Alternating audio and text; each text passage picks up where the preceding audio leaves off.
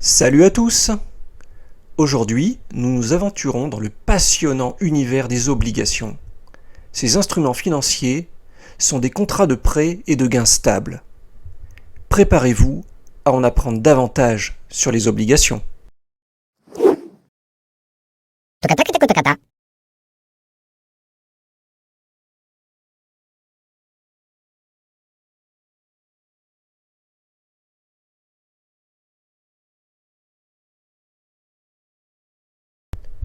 Imaginez que vous soyez le banquier de votre ami qui a besoin d'argent pour lancer une nouvelle entreprise de plantation fruitière. Vous lui prêtez une certaine somme et en échange, il vous donne une promesse écrite de vous rembourser avec un petit intérêt. Ces promesses écrites sont les obligations. Certaines obligations sont cotées en bourse.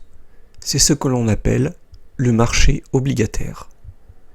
Les entreprises, l'État, les collectivités émettent des obligations pour se financer.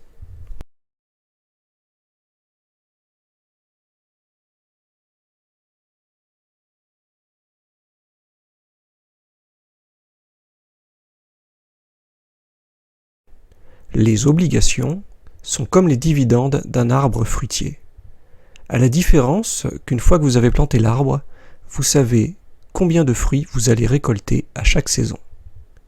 Les intérêts convenus sont vos fruits. Et ils sont généralement plus constants que les montagnes russes des actions.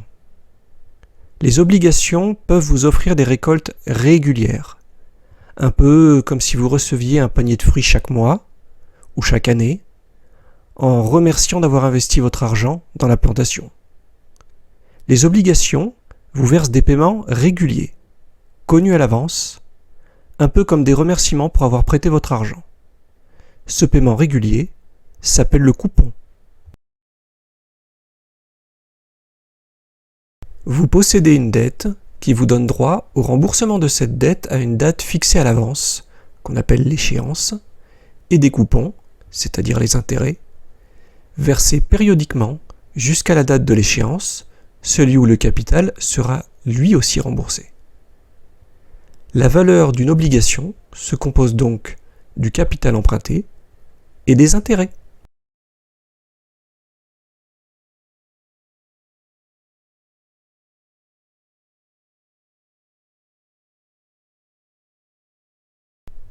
Bien sûr, les fruits mûrs demandent parfois la patience du jardinier. Les obligations peuvent sembler sûres, mais parfois les choses tournent mal. Si l'entreprise qui vous a emprunté de l'argent fait faillite, vos paiements pourraient être en danger. C'est comme si la récolte de fruits avait été mauvaise.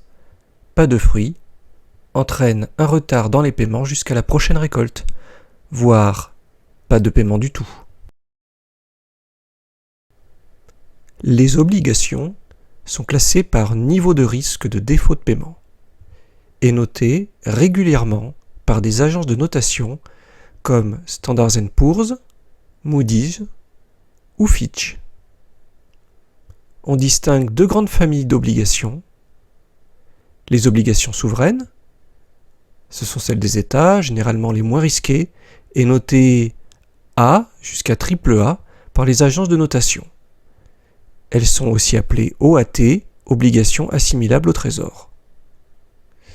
La deuxième catégorie sont les obligations d'entreprise ou corporate bonds. Et voilà, vous avez maintenant une vision plus claire des obligations. Elles sont comme des partenariats de prêt, où vous aidez des entreprises et êtes récompensé en retour. Mais n'oubliez pas, même si les obligations offrent généralement une stabilité, il y a toujours des risques. Faites vos recherches et prenez des décisions éclairées. J'espère que vous avez apprécié cette exploration ludique des obligations. N'oubliez pas de vous abonner et de laisser un pouce levé si vous avez aimé. À bientôt pour plus de découvertes financières.